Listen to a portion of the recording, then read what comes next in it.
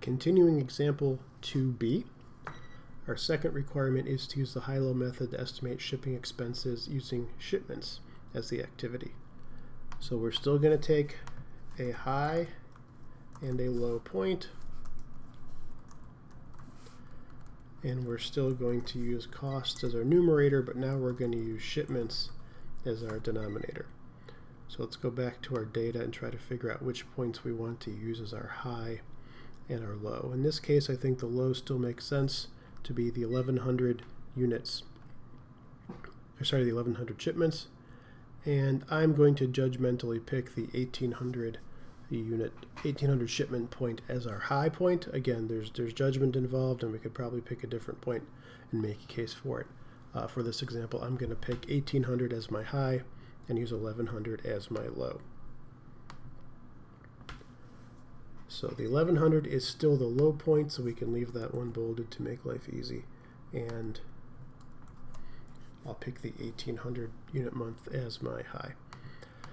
So let's do this again. We're going to fill in our high level of cost as a 238.4, and we're going to fill in our high level of shipments as 1800. Our low level of cost is going to be 160,300, and our low level of shipments is going to be 1100.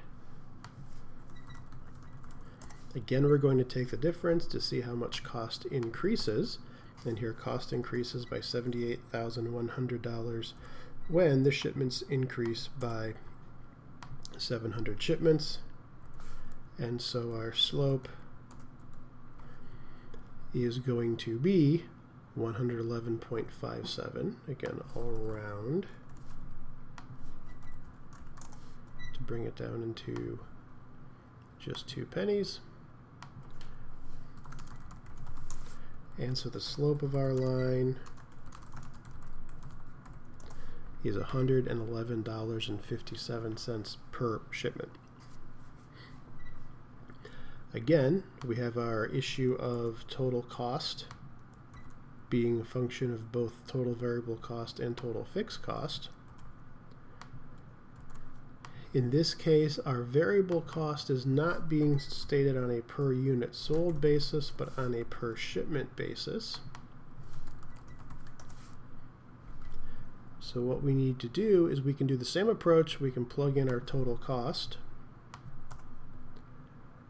and we can plug in our variable cost per shipment, which we've just figured out here is $111.57, and we can plug in our number of shipments and figure out our total fixed cost. Total cost, 238.4. Total variable cost is going to be the product of our cost per shipment times number of shipments. So our total variable cost is going to be $200,826, and if I subtract that from my total cost, I get a total fixed cost of $37,574. So if I use number of shipments as my activity, I would now estimate shipping cost as being $111.57 per shipment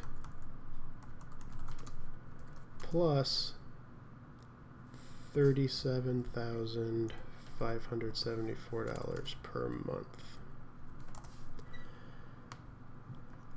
So these are my two estimates of shipping cost. Now I would not add these two together. I would not take these as this is one estimate of part of my shipping cost, and this is an estimate of the other part of my shipping cost, and I'd add them together. These are two different sort of competing models, two different ways to think about estimating total shipping cost.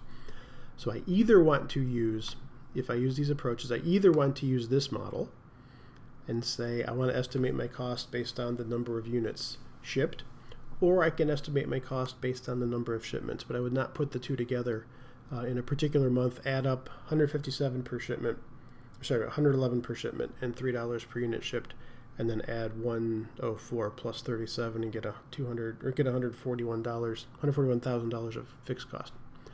I don't add them. They're two separate competing models. All right. So we have these two different models. How do we know which one to use? How do we know which one makes more sense? How do we know which one is better? Well, unfortunately, one of the downsides of the high-low method, the benefit is that it's very simple. It's quick and easy.